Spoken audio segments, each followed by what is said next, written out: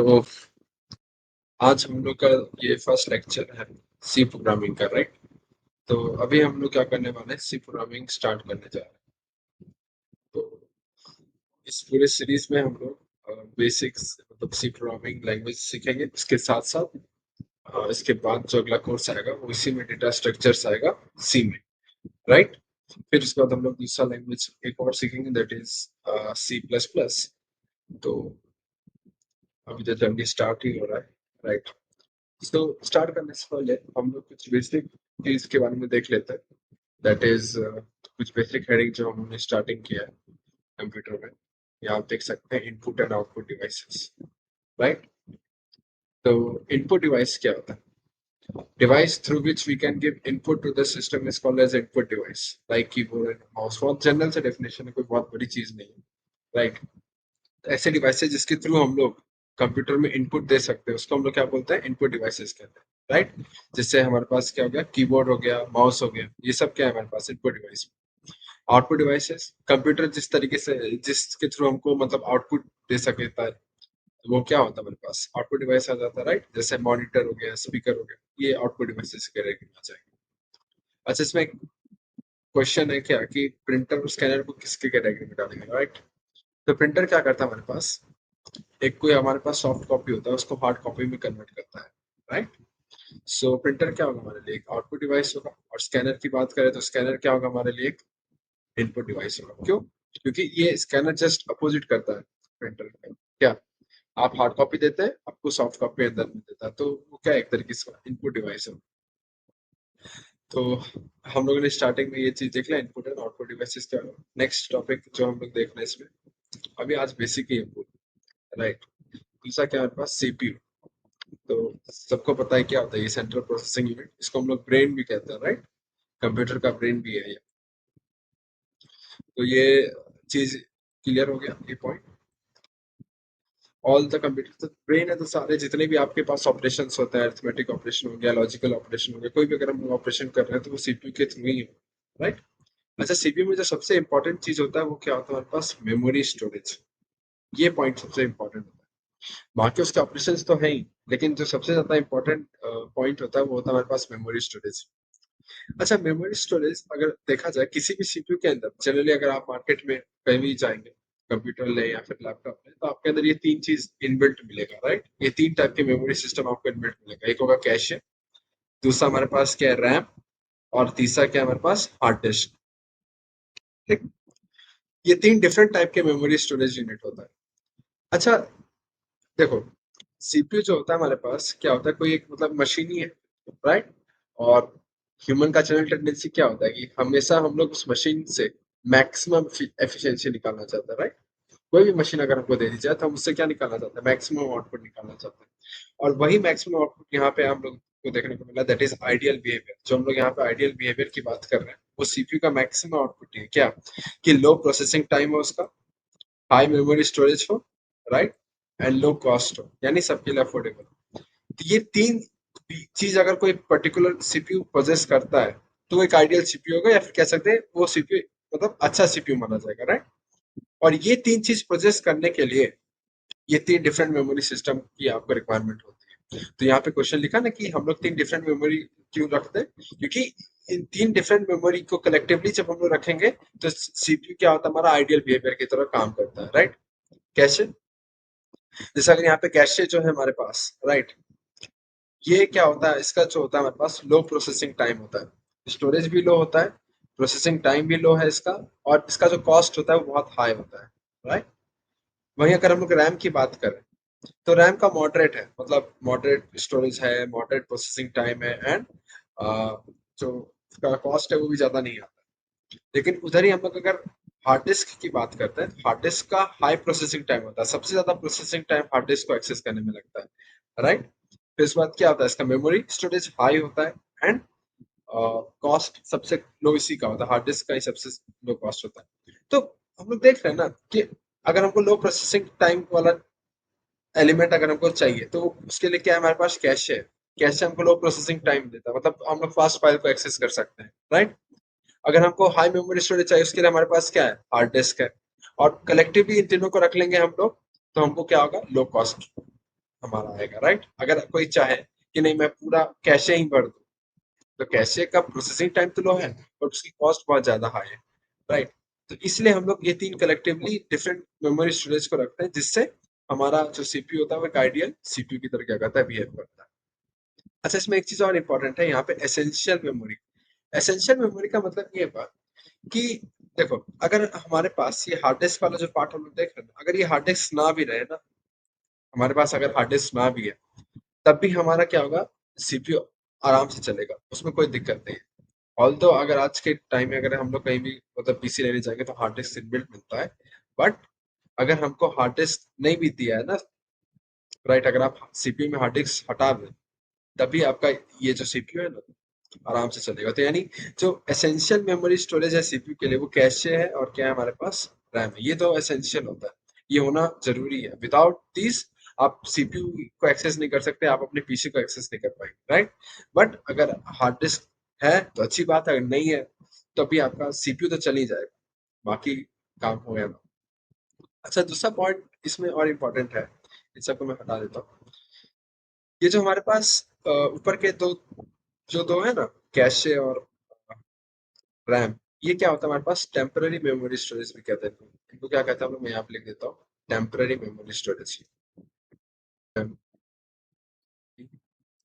Memory storage, cache और RAM को हम लोग टेम्पररी मेमोरी स्टोरेज भी कहते हैं। क्यों कहते हैं, उसका कारण, कारण ये है कि जब भी आप कभी भी पर्टिकुलर कोई फाइल खोलते हैं, जैसे आपने कोई पीसी अपना पीसी खोला और वहां पे आप कोई फाइल एक्सेस कर रहे हैं, राइट, उसमें आपने कुछ एडिट किया या फिर कोई एक फाइल क्रिएट किया, राइट, और आपका सीपीयू बंद हो गया, आपने फाइल को सेव नहीं किया था और आपका क्या हो गया, जो पीसी है वो बंद हो गया। तो जो भी आपने एडिटिंग किया या फिर जो भी फाइल आप जो क्रिएट किए वहां पे, जो भी आपने डेटा प्रोवाइड किया, वो सारा का सारा डेटा क्या हो जाएगा हमारे पास, कोलैप्स कर जाएगा, राइट। तो इसलिए हम लोग इसको टेम्पररी मेमोरी स्टोरेज करते हैं। हार्ड डिस्क ऐसा नहीं है, इसको हम लोग परमानेंट मेमोरी स्टोरेज करते हैं। एक बार अगर आपने कोई फाइल को सेव कर दिया तो वो हार्ड डिस्क में जाकर क्या हो जाता है, सेव हो जाता है, राइट। एंड फिर वो परमानेंटली सेव होता है। अगर आपका मतलब पीसी ऑफ हो जाए तब भी कोई फर्क नहीं पड़ने वाला उसके डेटा को, लेकिन अगर आपने उसको सेव नहीं किया, अगर आपका फाइल रैम में ही है, तो उस केस में वो टेम्पररी मेमोरी स्टोरेज के पास है। और अगर आपका पीसी ऑफ हो जाता है किसी भी कारण, तो जो भी आपने काम किया है, जो भी आपने मतलब फाइल में एडिटिंग किया है, फिर फाइल में जो भी डेटा प्रोवाइड किया, वो सारा का सारा डेटा क्या हो जाएगा, लॉस्ट हो जाएगा, राइट। तो इसलिए हम लोग इसको टेम्पररी बोलते हैं। और ये क्या होता है हमारे पास, सेकेंडरी मेमोरी स्टोरेज होता है, फिर परमानेंट मेमोरी स्टोरेज होता है, ठीक। तो रैम हमारे पास प्राइमरी मेमोरी स्टोरेज होता है, हार्ड डिस्क हमारे पास सेकेंडरी मेमोरी स्टोरेज होता है। ये सब इसके डिफरेंट डिफरेंट नेम्स होते हैं, कोई बहुत इसमें बड़ी चीज नहीं, राइट। अच्छा, अगर हमको देखना है कि हमारे पीसी में कहाँ पे होता है, तो सिंपली जैसे ये हमारे पास, ये हमारा पीसी है, राइट। तो यहाँ पे आप देख सकते हैं ये दिस पीसी है, ठीक। तो ये जो पार्ट आप देख रहे हैं ना, विंडोज सी ड्राइव, तो ये हमारे पास क्या, ये हार्ड डिस्क है, right, this is hard disk. आप देख सकते हैं कि 475 GB है, 249 GB इसका क्या है, फ्री है। तो 475 GB, राइट, मतलब इतना स्पेस है इसके पास। मतलब मेमोरी स्टोरेज आप देख रहे हैं कितना है, बहुत ज्यादा हाई है। तो रिकमेंडेबल होता है कि कभी भी अगर आप अपने पीसी में काम कर रहे हैं, राइट, तो जो भी फाइल्स होता है ना उसको आप हार्ड डिस्क में स्टोर कराइए, राइट। कुछ लोग का आदत होता है कि वो लोग डेस्कटॉप पे स्टोर कराते हैं, उससे क्या होता है कि आपका जो पीसी है या फिर जो लैपटॉप है, वो क्या होता है हमारे पास रिलेटिवली स्लो काम करने लगता है। जैसे इसलिए मतलब मैक्सिमम मतलब रिकमेंडेशन यही होता है कि जितने भी फाइल्स हैं आप उसको अपने हार्ड डिस्क में स्टोर करें, राइट। तो ये हमारे पास मेमोरी स्टोरेज की ये बात था। तो एसेंशियल मेमोरी क्या होता है हमारे पास, कैशे एंड रैम।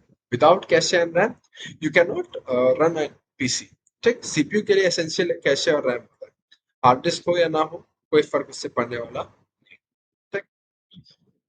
अच्छा, जो सीपीयू है ना हमारे पास, अगर हम लोग पीसी से इंटरेक्ट कर रहे हैं, अगर हम लोग कंप्यूटर से इंटरेक्ट कर रहे हैं, तो ऑब्वियस सी बात है हम लोग उसके सीपीयू से इंटरेक्ट कर रहे हैं, राइट।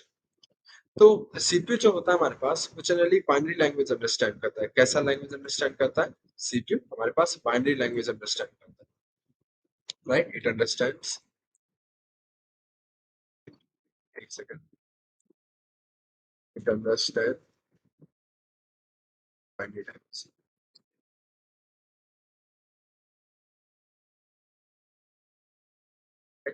अच्छा, बाइनरी लैंग्वेज का मतलब क्या होता है, पहले ये समझते हैं। बाइनरी लैंग्वेज इन सेंस, जैसे हमारे पास जितने भी नंबर्स होते हैं, अगर हम लोग अपने नंबर्स की बात करें, तो डेसिमल नंबर क्या होता था हमारे पास, 0 से लेकर 9 तक होता था, राइट। 0 से 9 तक हमारे पास क्या होता था, डेसिमल नंबर होता था। जो हमारे पास बाइनरी नंबर होता है ना, बाइनरी नंबर सिस्टम या फिर बाइनरी लैंग्वेज की जो बात कर रहे हैं, बाइनरी नंबर सिस्टम में क्या होता है, सिर्फ जीरो होता है और क्या होता है हमारे पास, वन होता है। ठीक। तो सीपीयू हमारे पास वही डेटा को अंडरस्टैंड करता है जो मतलब बाइनरी लैंग्वेज के फॉर्म में लिखा गया हो। राइट। बाइनरी लैंग्वेज के फॉर्म में लिखा गया का इंसेंस यही होता है कि आपका हर एक चीज 0 1 0 1 0 1 के फॉर्म में हो। ठीक। तो वही लैंग्वेज सीपीयू अंडरस्टैंड करता है। तो अगर किसी को सीपीयू के साथ इंटरेक्ट करना है तो या तो उसको सारा चीज बाइनरी कोड में लिखना पड़ेगा, दैट इज 0 1 0 1 के फॉर्म में लिखना पड़ेगा, या फिर जो दूसरा तरीका है वो क्या है हमारे पास, ऑब्वियसली प्रोग्रामिंग है। Right. With the help of programming आप क्या कर सकते हैं, सीपीयू के साथ इंटरेक्ट कर सकते हैं। राइट। तो बेसिकली प्रोग्रामिंग लैंग्वेज होता क्या है, उसमें होता क्या है कि आप प्रोग्रामिंग लैंग्वेज में प्रॉपर सिंटेक्स को फॉलो करके एक पर्टिकुलर कोड लिखते हैं। राइट। अब वो जो कोड होता है ना, वो फर्दर कुछ हमारे पास सॉफ्टवेयर होते हैं कंप्यूटर या फिर आपके पीसी में, जो क्या करते हैं उस कोड को, वो जो हाई लेवल लैंग्वेज आपने लिखा है, ठीक, उस लेवल हाई लेवल लैंग्वेज को क्या करता है, वो बाइनरी लैंग्वेज में कन्वर्ट करता है। और वो जो प्रोमिनेंट जो सॉफ्टवेयर हमारे पास पीसी में होते हैं, वो क्या होता है, एक होता है हमारे पास कंपाइलर, दूसरा होता है हमारे पास इंटरप्रेटर। राइट। तो कंपाइलर और इंटरप्रेटर में डिफरेंस क्या होता है कि कंपाइलर पूरा का पूरा कोड, जो आपने पूरा का पूरा कोड लिखा था बड़ा सा, उस पूरे के पूरे कोड को एक बार में ही बाइनरी कोड में क्या कर देता है, कन्वर्ट कर देता है। लेकिन जो हमारे पास इंटरप्रेटर है वो लाइन बाय लाइन क्या करता है, हमारे पास कन्वर्जन करता है। तो तुम में फायदा क्या होता है, कंपाइलर में, कंपाइलर का बेनिफिट ये होता है कि आपने पूरा का पूरा कोड लिखा है, ठीक, और वो पूरा का पूरा कोड को एक बार में बाइनरी कोड में कन्वर्ट कर देगा। इफ इन केस अगर आपके कोड में कहीं पे मिस्टेक है, राइट, तो जो कंपाइलर होता है ना, वो क्या करता है, मिस्टेक को हाईलाइट करता है। राइट। कि इस लाइन में मिस्टेक है, इस लाइन में मिस्टेक है। लेकिन इंटरप्रेटर क्या होता है, इंटरप्रेटर लाइन बाय लाइन चलता है। तो अगर आपका मान लो कोड ऐसा है, सपोज ये पूरा एक फाइल है, इसमें आपने बहुत सारा कोड लिखा हुआ है, राइट, ये सब कोड आपने लिखा हुआ है। तो अगर लाइन वन है ये, यहाँ पे सब कुछ सही है तो इंटरप्रेटर आगे बढ़ गया, लाइन टू में सब सही है, इंटरप्रेटर आगे बढ़ गया, लाइन थ्री में है एरर है, तो इंटरप्रेटर यहाँ पे एरर शो कर देगा और यहीं पे रुक जाएगा, आगे बढ़ेगा ही। राइट। बट कंपाइलर के साथ ऐसा नहीं होता है। कंपाइलर क्या होता है कि आपका जो पूरा का पूरा जो कोड आपने लिखा है, राइट, तो वो पूरे का पूरा कोड में जहां जहां मिस्टेक है वो एक बार में हर जगह का मिस्टेक आपको बता देगा। राइट। तो यही डिफरेंस होता है इंटरप्रेटर और कंपाइलर। जनरली आप जब भी प्रोग्रामिंग करेंगे तो कंपाइलर का ही यूज करते हैं, वेदर आप सी प्लस प्लस कर रहे हैं, सी प्रोग्रामिंग करते हैं या फिर जावा करते हैं। जावा ऑल तो इंटरप्रेटर होता है जावा के, बट इंटरप्रेटर में जाने से पहले कंपाइलेशन प्रोसेस होता है, तो जावा कंपाइलर ही आप क्या करते हैं वहाँ पे यूज करते हैं। ठीक।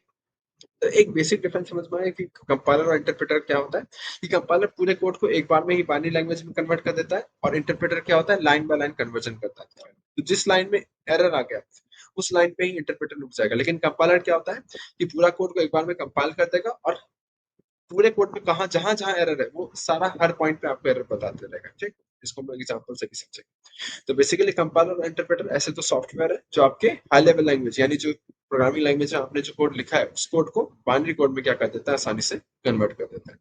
राइट। अब कुछ हम लोग बेसिक टर्मिनोलॉजी में जाते हैं, दैट इज कुछ बेसिक टर्म्स जो कि हमको जानना चाहिए प्रोग्रामिंग सीखने से पहले। दैट इज सबसे पहला इसमें क्या लिखा हुआ है, कीवर्ड्स। तो कीवर्ड्स क्या होता है, reserve words in the computer which has pre defined meaning. Right. तो कंपाइलर में क्या होता है, जब आप कंपाइलेशन की प्रोसेस करते हैं, राइट, तो कंपाइलर में कुछ पहले से ऐसे ऐसे वर्ड्स होते हैं जिनका already pre defined meaning set कर दिया गया है। जैसे अगर सपोज आप कंपाइलर में क्या लिखते हैं, इफ लिखते हैं, या फिर सपोज आप लिखते हैं फॉर, या फिर क्या लिख देंगे, वाइल लिख देंगे आप सब, ये सब वर्ड्स अगर आप यूज करते हैं तो इसका एक ऑलरेडी प्री डिफाइंड मीनिंग है कंपाइलर में। कि अगर कोई बंदा इफ लिख रहा है तो इसका मतलब ये है कि वो कंडीशनल स्टेटमेंट्स लगा रहा है। अगर कोई बंदा फॉर या फिर वाइल लिख रहा है तो इसका मतलब क्या है कि वो लूप लगा रहा है। राइट। तो इसको आप दूसरे किसी जगह यूज नहीं कर सकते। अगर आपने फॉर लिख दिया तो कंपाइलर ऑलरेडी समझ जाएगा कि ये बंदा अब लूप लगाने वाला है। ठीक।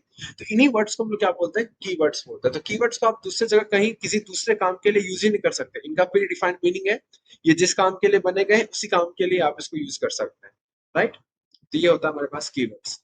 Functions, set of instructions which are followed to execute a type of task. तो फंक्शंस बेसिकली आगे प्रोग्रामिंग जब हम सीखेंगे तो वहां पे फंक्शन से एक बड़ा टॉपिक है, वहां पे और डिटेल में सीखेंगे। अभी के लिए समझ जाइए कि फंक्शंस में क्या होता है, बेसिक सेट ऑफ इंस्ट्रक्शंस हम लोग देते हैं कंपाइलर को, और कंपाइलर वो सब इंस्ट्रक्शन फॉलो करके एक पर्टिकुलर टास्क को अचीव करता है। तो जो हमारे पास फंक्शंस होते हैं दो टाइप के होते हैं, एक होता है प्री डिफाइंड फंक्शंस या फिर लाइब्रेरी फंक्शंस, जैसे प्रिंटफ और स्कैनफ है लाइब्रेरी फंक्शंस, ये ऑलरेडी कंपाइलर के अंदर क्या होता है हमारे पास इनबिल्ट होता है।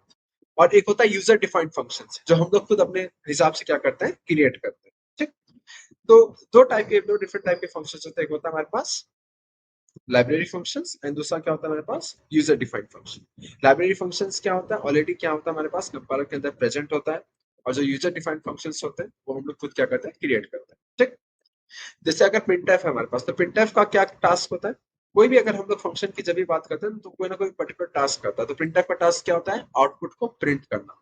कोई भी चीज अगर आप प्रिंटफ के अंदर लिखते हैं तो वो चीज को एज इट इज क्या कर देता है प्रिंट कर देता है। स्कैनफ क्या होता है इनपुट लेता है, यूजर से इनपुट अगर देना, आप एज ए यूजर कोड में कुछ इनपुट देना चाह रहे हैं तो वो आप स्कैनफ के थ्रू क्या करेंगे देंगे। ठीक, तो स्कैनफ का काम होता है इनपुट लेना और प्रिंटर का काम होता है आउटपुट को प्रिंट करना। राइट, तो फंक्शंस बेसिकली समझ में आ गया, एक ओवरव्यू है ये कि फंक्शन क्या होता है कि एक बेसिक सेट ऑफ इंस्ट्रक्शंस हम कंपाइलर को देते हैं। राइट, और कंपाइलर उस इंस्ट्रक्शंस को फॉलो करके एक पर्टिकुलर टास्क को करता है। राइट, अच्छा ये जो सेट ऑफ इंस्ट्रक्शंस हम लोग देते हैं ये हम लोग यूजर डिफाइंड फंक्शन के लिए बात कर रहे हैं। हम लोग जब खुद का फंक्शन बनाएंगे तब अपने हिसाब से इंस्ट्रक्शंस देंगे उसको। लेकिन जो लाइब्रेरी फंक्शंस होते हैं जैसे प्रिंटफ हो गया स्कैनफ हो गया, इनमें जो सेट ऑफ इंस्ट्रक्शन है ये ऑलरेडी कंपाइलर के पास प्रेजेंट है। राइट, इनबिल्ट है कि अच्छा ये जो प्रिंटफ है ये प्रिंटफ का काम है आउटपुट प्रिंट करना, तो ये आउटपुट प्रिंट करेगा। राइट, तो यहाँ पे आपको देने की जरूरत नहीं होती, लेकिन जब आप खुद से अपना नया फंक्शन बनाते हैं तो वहां पे आपको इंस्ट्रक्शंस बारी बारी से देना पड़ता है कि हमारा ये जो फंक्शन है ये आउटपुट ये देगा, इसका काम ये है। ठीक, नेक्स्ट आते हैं हम लोग वेरिएबल्स पे। ठीक, वेरिएबल्स क्या होता है user defined words used to store data in the memory location. अगर कोई यूजर मतलब डेफिनेट सी बात है, अगर आप कोई प्रोग्राम लिख रहे हैं तो वहां पे कुछ इनपुट देगा यूजर। राइट, तो वो इनपुट कहाँ स्टोर होता है मेमोरी लोकेशन पे। ठीक, तो जिस पर्टिकुलर एड्रेस पे मेमोरी लोकेशन पे स्टोर होगा उस एड्रेस के नाम को ही हम लोग वेरिएबल कहते हैं। जैसे सपोज अगर आप कोई पर्टिकुलर प्रोग्राम लिखे हैं, ठीक, तो वो प्रोग्राम में अगर आप जहाँ डेटा डालेंगे ना, अगर यूजर ऑब्वियस सी बात है कहीं ना कहीं इनपुट देगा प्रोग्राम में। राइट, तो जहां वो इनपुट देगा, जैसे मान लो मैं 10 x इक्वल्स टू 10 इनपुट दे रहा हूँ। राइट, तो 10 इनपुट दे रहा हूँ तो 10 कहीं ना कहीं मेमोरी लोकेशन के किसी पर्टिकुलर एड्रेस में स्टोर होगा। ठीक, मान लो इस पर्टिकुलर एड्रेस में ये स्टोर हो गया। ठीक, तो इस एड्रेस का अपना एक नाम होगा। राइट, एक्स, तो वो जो नाम है ना इस एड्रेस का उसी को हम लोग क्या कहते हैं बेसिकली वेरिएबल कहते हैं। Variable basically user defined words होता है जो डेटा स्टोर करता है किसी पर्टिकुलर मेमोरी लोकेशन। जैसे इसको ऐसे समझिए, जैसे आपका घर है। ठीक, तो आपका एड्रेस होता है घर का, बट घर के आगे नंबर प्लेट पे कोई ना कोई नाम लिखा होता है ना कि दिस घर belongs to this house belongs to this person. Right, तो हाउस ओनर का नाम लिखा होता है। तो वही होता है हमारे पास सेम यहाँ पे भी कि आपने कोई इनपुट दिया। राइट, वो इनपुट कहीं मेमोरी लोकेशन में जाके स्टोर होगा। तो जिस एड्रेस पे मेमोरी लोकेशन पे वो स्टोर होता है उस एड्रेस का क्या होगा पर्टिकुलर नाम होता है, और वो नाम क्या होता है उसी नाम को हम लोग वेरिएबल कहते हैं। ठीक, और वो नाम अपने हिसाब से हम लोग कुछ भी रख सकते हैं, मिड चिंटू एक्स वाई जेड कुछ भी रख सकते हैं अपने नाम अपने हिसाब से। लेकिन हाँ ध्यान रखना वेरिएबल हमारा कोई कीवर्ड नहीं हो सकता। ठीक, जैसे इफ रख दिया वाइल रख दिया फॉर रख दिया ये सब आप वेरिएबल की तरह यूज नहीं कर सकते, क्योंकि मैंने पहले ही बोल दिया है कि ये सब का इन सब वर्ड का प्री डिफाइंड मीनिंग है कंपाइलर में। राइट, तो जैसे ही आप इसको एज ए वेरिएबल की तरह क्रिएट करेंगे तो कंपाइलर क्या कर देगा एरर दे देगा। क्यों, क्योंकि जैसे ही आप इस वर्ड को यूज करेंगे तो कंपाइलर अपने हिसाब से समझने लगेगा अच्छा इस बंदे ने ये वर्ड यूज किया तो इसका मतलब ये प्रोसेस करने जा रहा है। राइट, तो इसलिए ये चीज ध्यान रखना है कि वेरिएबल्स कीवर्ड्स नहीं हो सकते। ठीक, आगे जैसे जैसे हम लोग लेक्चर देखेंगे तो वहाँ पे बहुत सारे कीवर्ड्स के बारे में हमको पता चलेगा। तो ये वेरिएबल्स के बारे में बात। अब प्रोग्रामिंग लैंग्वेजेस बेसिकली हमारे पास कितने टाइप की होती है, दो टाइप की होती है, एक होता है स्टैटिस्टिकली टाइप, दूसरा होता है हमारे पास डायनेमिकली टाइप। तो स्टैटिस्टिकली टाइप प्रोग्रामिंग लैंग्वेज क्या होती है, ऐसी प्रोग्रामिंग लैंग्वेज जो जहां पे आपको वेरिएबल यूज करते वक्त डिक्लेरेशन देना पड़ता है उसको हम लोग स्टैटिस्टिकली टाइप बोलते हैं। और डायनेमिक टाइप में आपको कोई भी डिक्लेरेशन नहीं देना होता है वेरिएबल को यूज करते वक्त, उसको हम लोग डायनेमिकली टाइप बोलते हैं। अच्छा ये बेसिकली सी प्लस प्लस सी जावा ये जो लैंग्वेज है ना ये स्टैटिस्टिकली टाइप्ड लैंग्वेज होती है, और पाइथन हमारे पास डायनेमिकली टाइप होता है। मतलब क्या होता है सीधी बात में समझते हैं। देखो जैसे यहाँ पे आपने एक एक्स नाम का वेरिएबल क्रिएट किया है, तो इंट एक्स लिख रहे हैं, तो आप यहाँ पे डिक्लेरेशन दे रहे हो ना कि ये वेरिएबल क्या है हमारे पास इंटीजर टाइप का है। क्या है ये वेरिएबल इंटीजर टाइप का, मतलब ये कैसी वैल्यू स्टोर करेगा इंटीग्रल वैल्यू भी स्टोर कर सकता है। राइट, तो यही चीज हम लोग क्या करते हैं स्टैटिस्टिकली टाइप प्रोग्रामिंग लैंग्वेज में करते हैं। यहाँ पे जैसे x इक्वल टू 10 कर दिया मैंने, तो यहाँ पे मैंने कहीं डिक्लेरेशन नहीं लिखा इंट x। क्यों? क्योंकि यहाँ जरूरत ही नहीं है। फिर मैंने x इक्वल टू यूज कर दिया, राइट? यहाँ पे मैंने कैरेक्टर स्टोर कर रहा हूँ, यहाँ मैं एक इंटीजर टाइप की वैल्यू स्टोर कर रहा हूँ, ठीक? तो ऐसे टाइप के लैंग्वेजेस को हम लोग क्या बोलते हैं, डायनेमिकली टाइप लैंग्वेज बोलते हैं, जहाँ पे आपको पहले से कोई डिक्लेरेशन देने की जरूरत नहीं पड़ती। लेकिन जब आप स्टैटिस्टिकली टाइप लैंग्वेज की बात करते हैं जैसे सी प्लस प्लस जावा, यहाँ पे आपको पहले डिक्लेरेशन देना पड़ता है कि जो आप वेरिएबल यूज कर रहे हैं उस वेरिएबल का डेटा टाइप क्या है, राइट? वो कौन से डेटा टाइप का है, कैरेक्टर डेटा टाइप का है, इंटीजर डेटा टाइप का है, फ्लोट डेटा टाइप का है, राइट? जैसे इंडेक्स लिखा तो ये बेसिकली इंटीग्रल वैल्यू को स्टोर करेगा। और इसी बेसिस के कारण ये जो स्टैटिस्टिकली टाइप प्रोग्रामिंग लैंग्वेज होती है ये थोड़ा सा फास्टर होता है relatively as compare to dynamically type. क्योंकि यहाँ पे जो कंपाइलर होता है वो आसानी से क्या कर सकता है, हमारे पास एक्सेस कर सकता है। क्या एक्सेस कर सकता है, मतलब एक्सेस कहने का सेंस मतलब ऑपरेशन आसानी से कर सकता है। यहाँ पे ऑपरेशन करना आसान नहीं होता है। क्यों? क्योंकि एक जगह आप x को 10 स्टोर करा रहे हैं तो कंपाइलर को लगेगा क्या चाहिए, इंटीग्रल वैल्यू स्टोर कर रहा है। फिर नेक्स्ट पॉइंट पे आप एक मतलब कैरेक्टर या फिर स्ट्रिंग को स्टोर करा रहे हैं। तो मतलब डिफरेंट डिफरेंट डेटा टाइप को आप स्टोर करा रहे हैं एक ही वेरिएबल में विदाउट गिविंग द डिक्लेरेशन। तो उससे क्या होता है, कंपाइलर को प्रोसेस करने में टाइम लगता है, राइट? तो ये डेफिनेटली जो डायनेमिकली टाइप प्रोग्रामिंग लैंग्वेज होता है वो स्टैटिस्टिकली टाइप से क्या होता है, स्लो होता है, ठीक? नेक्स्ट टॉपिक्स में पढ़ते हैं, that is pre processor and header files, ठीक? तो जब भी आप कोई प्रोग्रामिंग लैंग्वेज करेंगे जैसे सी कर रहे हैं, ठीक?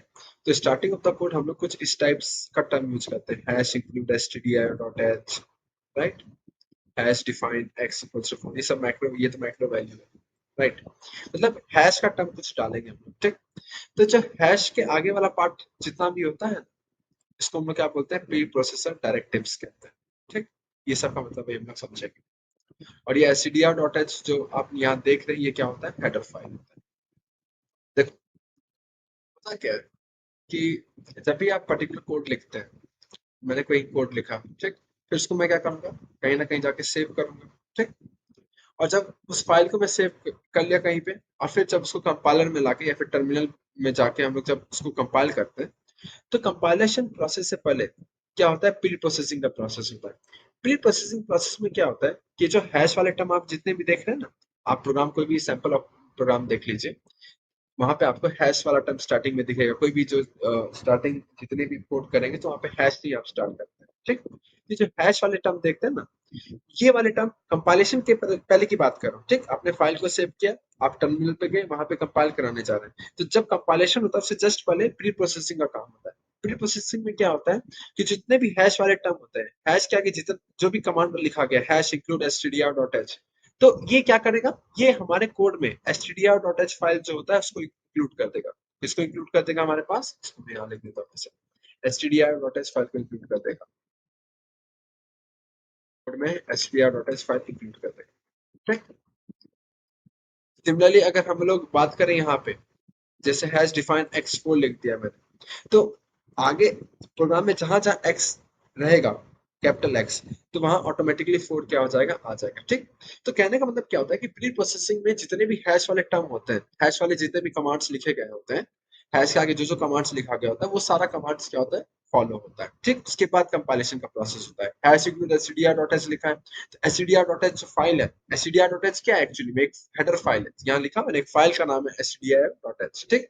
तो stdio.h फाइल क्या हो जाएगा, हमारे कोड में इंक्लूड हो जाएगा, ठीक?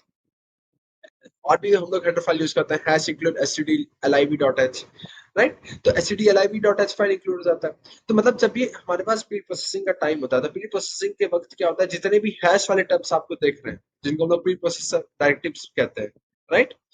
वो सारे के सारे कमांड्स क्या होते हैं, फॉलो होते हैं। उसके बाद कंपाइलेशन का प्रोसेस होता है, ठीक? ये चीज हमेशा ध्यान रखें। अच्छा, ये क्यों हम लोग इंक्लूड करते हैं stdr.h फाइल? अच्छा, ये कोई पूछे तुमसे, तो stdr.h फाइल जो होता है ना, यहाँ पे स्पेस है तो मैं यहाँ नीचे लिखता हूँ, stdr.h फाइल जो होता है, stdr.h फाइल, इसको हम लोग स्टैंडर्ड इनपुट एंड आउटपुट बोलते हैं, फुल फॉर्म होता है ये बेसिकली बहुत सारे लाइब्रेरी फंक्शंस को अपने अंदर रखता है। printf हो गया, scanf हो गया, राइट? और भी बहुत सारे जो लाइब्रेरी फंक्शंस होते हैं उन सबको क्या करता है, अपने अंदर रखता है। इनफैक्ट मैक्सिमम जितने भी लाइब्रेरी फंक्शंस होते हैं वो stdr.h फाइल के अंदर ही प्रेजेंट होते हैं, ठीक? तो हम लोग hash include stdr dot h इसलिए लिखते हैं, अगर हम लोग ये स्टार्टिंग में नहीं लिखेंगे hash include stdr dot h, तो उससे होगा क्या कि जो आपका कोड रहेगा ना, ठीक, प्रिंटफ जहां जहां यूज किया होगा, जैसे मैं इसको नेक्स्ट क्लास में इसको एग्जांपल समझाऊंगा, अभी के लिए पहले एक काम कर लेते हैं, इसको रहने देते हैं, ठीक, इस पार्ट को भी रहने देते हैं, क्योंकि नेक्स्ट लेक्चर में हम लोग यहीं से स्टार्ट करें, ठीक। अभी के लिए बस इतना समझाते हैं प्री प्रोसेसिंग का काम क्या होता है। प्री प्रोसेसर क्या होता है कि जब हम लोग फाइल क्रिएट करते हैं, उस फाइल को क्रिएट होने के बाद जब टर्मिनल पे जाके कंपाइल करा रहे होते हैं, तो उससे पहले प्री प्रोसेसिंग का काम होता है। प्री प्रोसेसिंग में क्या होता है कि जितने भी हैश वाले टर्म लिखे होते हैं, वो सारे कमांड को फॉलो किया जाता है, ठीक, और एज इट इज वो फॉलो होता है। और जैसे यहाँ मैंने हैश डिफाइन एक्स 4 लिख दिया, तो इसका मतलब समझ में ही आ गया कि जहां जहां प्रोग्राम में एक्स लिखा होगा वहां पे ऑटोमेटिकली 4 सब्स्टिट्यूट हो चुका होगा, ठीक। अच्छा, नो नीड ऑफ डिक्लेरेशन। अच्छा, एक बार आपने क्या होता है, जैसे कि मैंने पहले बोला था कि जो सी प्रोग्रामिंग लैंग्वेज है हमारे पास, वो क्या स्टेटिस्टिकली टाइप प्रोग्रामिंग लैंग्वेज है, तो जब भी आप वेरिएबल को यूज करेंगे तो उसको डिक्लेयर करना जरूरी है। लेकिन उसमें ध्यान रखना खास बात कि अगर जैसे मैंने हैश डिफाइन एक्सपोर्ट कर दिया, तो ये ऑलरेडी डिक्लेयर हो गया है, ठीक, एक्स नाम का वेरिएबल ऑलरेडी डिक्लेयर हो गया। अब आगे जाके आप इंट एक्स लिख देंगे तो वो गलत हो जाएगा, समझ में आएगी बात। इंट एक्स जैसे ही आप लिख देंगे तो वो एक दूसरा वेरिएबल क्रिएट कर देगा, जो कि सेम नाम का, मतलब दूसरा वेरिएबल क्रिएट कर देगा। समझ में आ रही बात में क्या कहना चाह रहा हूँ, ठीक। जैसे अगर यहाँ पे hash define X equal to 4 है, तो ये सारे मेमोरी लोकेशन होते हैं हमारे पास, तो किसी मेमोरी लोकेशन में 4 स्टोर हो चुका है, राइट, ये 4 है हमारे पास, ये स्टोर हो चुका है, और उस मेमोरी लोकेशन का नाम क्या है हमारे पास, एक्स है, ठीक। और फिर आगे प्रोग्राम में जाके अगर आप अंदर भी इंट एक्स लिख देता है कोई, तो दूसरे जगह कोई दूसरे एड्रेस पे एक्स नाम का दूसरा वेरिएबल, जो कि सेम ऐसा ही नेम का वेरिएबल है, वो क्या हो गया, क्रिएट हो जाएगा, ठीक, जो कि फिर आपको फर्दर कंफ्यूजन करेगा। जब आप प्रिंट कराएंगे ना वैल्यू, तो आपको ही कंफ्यूजन देगा। कंपाइलर कंपाइलर क्या करेगा, कंपाइलर वो थ्रो कर देगा, कंपाइलेशन एरर थ्रो करेगा। क्यों थ्रो करेगा, क्योंकि कंपाइलर कंफ्यूज हो जाएगा कि कौन से एक्स को लेना है, इस वाले एक्स को लेना है कि इस वाले एक्स को लेना है, ठीक। हमेशा ध्यान रखना है, ये बहुत लोग गलती करते हैं कि यहाँ पे वेरिएबल डिफाइन कर ही देते हैं, साथ साथ आगे जाके डिक्लेयर भी कर देते हैं। अब एक बार जब आप यहाँ पे वेरिएबल को डिफाइन कर चुके हैं, तो आगे डिक्लेयर करने का कोई जरूरत नहीं, ठीक। इसको हम लोग नेक्स्ट क्लास में, ये 2 पॉइंट हमेशा ध्यान रखना है। बहुत लोग को इसमें भी कंफ्यूजन होगा कि ये क्या कहना चाह रहा है। ये 2 चीज, ये वाला पार्ट और ये वाला पार्ट हम लोग नेक्स्ट क्लास में लाइव करें, ठीक, प्रोग्राम करके दिखाऊंगा वहां पे, तो वहां पे आपको ज्यादा अच्छे से ये चीज समझ में। अभी खाली बस इतना चीज ध्यान रखना है कि प्री प्रोसेसर और हेडर फाइल होता है क्या। प्री प्रोसेसर बेसिकली जब भी आप कंपाइलेशन प्रोसेस करते हैं, तो कंपाइलेशन प्रोसेस से पहले क्या होता है, प्री प्रोसेसिंग का प्रोसेस होता है। प्री प्रोसेसिंग में क्या होता है कि जो भी हैश वाले टर्म होते हैं, प्री प्रोसेसर डायरेक्टिव्स जिनको हम लोग कहते हैं, वो सारे के सारे क्या होते हैं, फॉलो किए जाते हैं, वो सारे के सारे फॉलो होते हैं। उसके बाद फाइल क्या होता है, कंपाइलेशन के लिए जाते हैं, ठीक। बस इतना ही याद रखो, बाकी ये जो मैंने एक्स्ट्रा पॉइंट बोला है वो हम लोग नेक्स्ट क्लास में डिटेल में जाएंगे इसमें, ठीक। तो अभी समझ नहीं आया तो उसको मत समझना कि बहुत टफ चीज है, बहुत इजी चीज है। जब हम लोग लाइव इसको प्रैक्टिकल करके देखेंगे तब समझ में आएगा चीज, ठीक।